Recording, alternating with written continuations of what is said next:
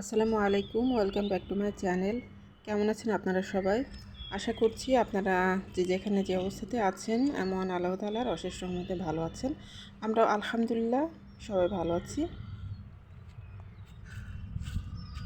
নতুন আরেকটি ভিডিওতে আপনাদের সবাইকে আবারও স্বাগত জানাচ্ছি। আজকে আমি রান্না করব ছোট মাছ দিয়ে আলু, টমেটো, জলপাই দিয়ে চচ্চড়ি। আর এই তরকারিটা আমি খুবই পছন্দ করি খেতে, আমার কাছে ভীষণ ভালো লাগে। তো আমি সব কিছু কেটে কুটে রেডি করে নিয়েছি, এখন আমি বসিয়ে দেব। তো প্রথমে আমি কড়াইতে সরিষার তেল দিয়ে দিয়েছি পরিমাণ মতো, দিয়ে তারপরে আমি এখন একটু জিরা ফোড়ন দিয়ে দিলাম। তারপরে আমি পরিমাণ মতো পেঁয়াজ কুচি দিয়ে দিচ্ছি।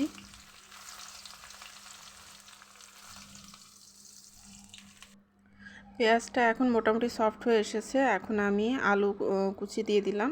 কুচি কুচি করে কেটে রাখা আলুটা আমি দিয়ে দিলাম।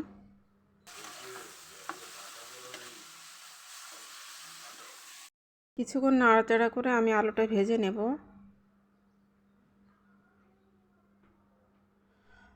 আর এদিক থেকে আমি সরিষা, জিরা আর কয়েকটা কাঁচামরিচ দিয়ে আমি পাটায় বেটে নেব।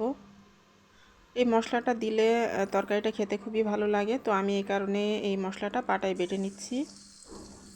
আর এদিক থেকে আমি আলুর মধ্যে লবণ, হলুদের গুঁড়া তারপরে দিয়ে দিলাম, দিয়ে তারপরে এখন একটু নাড়াচাড়া করে নিচ্ছি।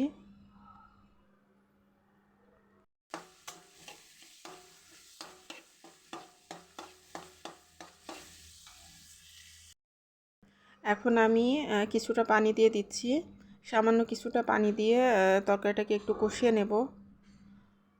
আর ছোট মাছের চচ্চড়ি হাতে মেখেও বসিয়ে দেওয়া যায়, কিন্তু আমি একটু অন্যভাবেই করছি। তো এইভাবে করলেও খেতে অনেক বেশি ভালো লাগে। তো আমি এখন একটা ঢাকনার সাহায্যে ঢেকে দিলাম।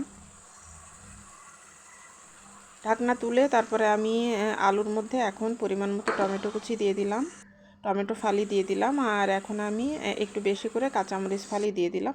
তো আমি এই তরকারিটা কাঁচামরিচ দিয়ে রান্না করব, আমি শুকনা মরিচের গুঁড়াটা ব্যবহার করব না। তো এই চচ্চড়ি কাঁচামরিচ দিয়ে রান্না করলেই খেতে বেশি ভালো লাগে, কাঁচামরিচের একটা ফ্লেভার আসে। তো আমি সেই বাটনাটা করে নিয়েছিলাম, তো বাটনাটা আমি এখন কিছুটা দিয়ে দিচ্ছি। তো এতটুকু দিলেই হয়ে যাবে, পুরোটা দেওয়ার দরকার নেই, কারণ এই মশলাটা আবার বেশি হয়ে গেলেও খেতে ভালো লাগবে না, তো পরিমাণ মতোই দিব। এখন আমি সব কিছু ভালোভাবে নাড়াচাড়া করে নিচ্ছি, নিয়ে তারপরে আমি মাছগুলো দিয়ে দেব। তো মাছগুলো অনেক বেশি টাটকা ছিল এবং ফ্রেশ ছিল। তো এই ছোটো মাছগুলো আমি এখন দিয়ে দিচ্ছি, দিয়ে তারপরে নাড়াচাড়া করে আমি পরিমাণ মতো পানি দিয়ে দেব।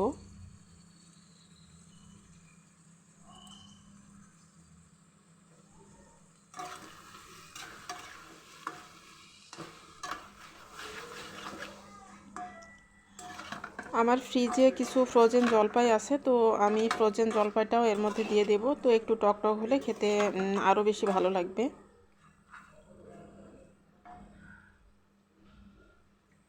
এ পর্যায়ে আমি পরিমাণ মতো পানি দিয়ে দিচ্ছি। তো পানিটা দিয়ে তারপরে আমি কিছুক্ষণ নাড়াচাড়া করে ঢাকনা দিয়ে ঢেকে রেখে দেব। আর কোনো মশলা এখানে দেওয়া লাগবে না। তো আমি নামানোর আগ দিয়ে ধনিয়া পাতা দিয়ে নামিয়ে ফেলবো। এ পর্যায়ে আমি ফ্রোজেন জলপাই দিয়ে দিচ্ছি। এখন আমি ঢাকনাটা খুলে দেখে নিচ্ছি কি অবস্থা তরকারিটার। তো আমার তরকারিটা মোটামুটি হয়ে এসেছে। এখন আমি ধনিয়া পাতা দিয়ে দিচ্ছি, একটু বেশি করে ধনিয়া পাতা দিয়ে তারপরে নামিয়ে ফেলবো। তো এই তো তৈরি হয়ে গেল আমার মজাদার জলপাই, আলু, টমেটো দিয়ে ছোটো মাছের চচ্চড়ি। দুর্দান্ত মজার একটা খাবার এটা। এটা থাকলে আর কোনো কিছুই লাগে না, এক প্লেট ভাত অনায়াসেই খেয়ে নেওয়া যায়।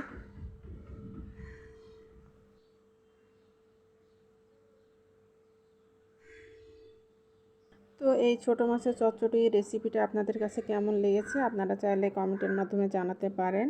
আর এটা তো আসলে খুবই সিম্পল একটা রান্না, তো এটা তো সবাই জানে। তারপরেও শেয়ার করলাম যেহেতু আমি আজকে এই তরকারিটি রান্না করেছি।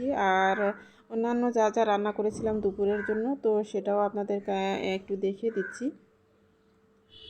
তো আমি দুপুরের জন্য মাছ ভুনা করেছিলাম, তারপরে